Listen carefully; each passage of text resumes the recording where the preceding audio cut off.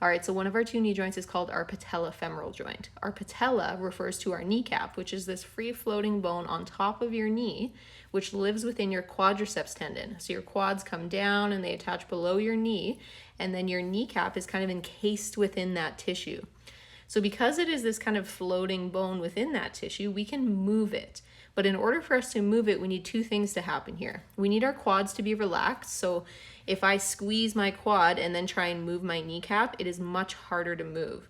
If I bend my knee and try and move my kneecap, again, it is much harder to move. So I want my knee to be completely straight, extended, and I want my quads to be relaxed. Then to find it, what you can do is just walk your fingers up until you feel that bony ridge, and then apply a little bit of pressure, and you're gonna notice that it moves. So just trace your fingers around it, see if you can find all the edges, and you'll know, because if you try and wiggle it, it will wiggle if your knee is completely relaxed, and if your leg is completely straight, and if you actually have movement of that joint. You might not be able to wiggle it in some directions, and if you struggle with that, it's a good thing for you to know. Once you have an idea of where it is, then we're gonna start moving that. But I will say, I want you to make sure you don't make one mistake that I see a lot of people making. A lot of people will just move the skin.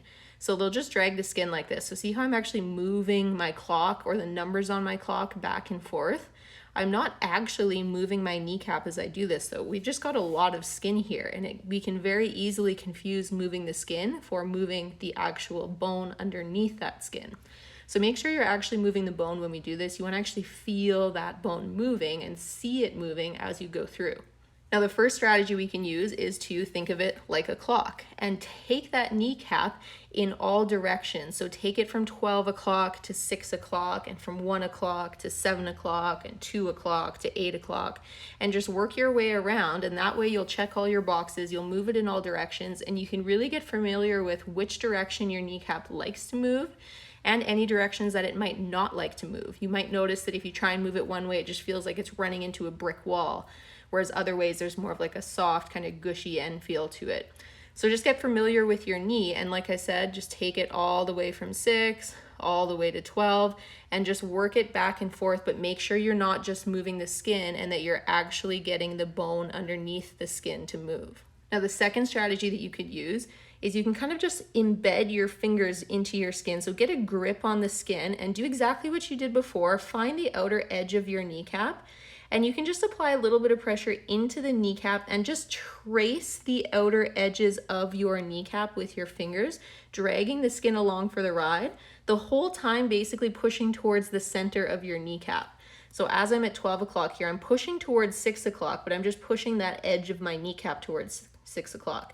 Then I'm gonna come over and I'm gonna start to push it towards 5 o'clock, and I'm basically just gonna trace the outer limits of it and just encourage my kneecap to move in each direction as I kind of drag the skin along for the ride. This one's harder to see, and honestly, for a lot of clients, I find it's harder to do. Most people, if they're not familiar with like manual stuff in general, I think do better with the actual finding the edges and actually seeing it move and feeling it move and taking it all the way around. But you could honestly do whichever one works best for you.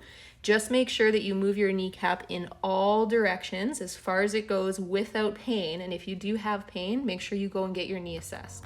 Whenever you watch one of my videos, make sure to check the description below the video, because I'll always drop links to related videos, links to exercises that would go well with the one that you just finished watching, links to free mobility classes, ebooks, and to my ever-growing library of full-length training videos. Additionally, if you found this specific video helpful, please let me know by hitting the like button below, and that'll send me the message that you want to see more videos like this one.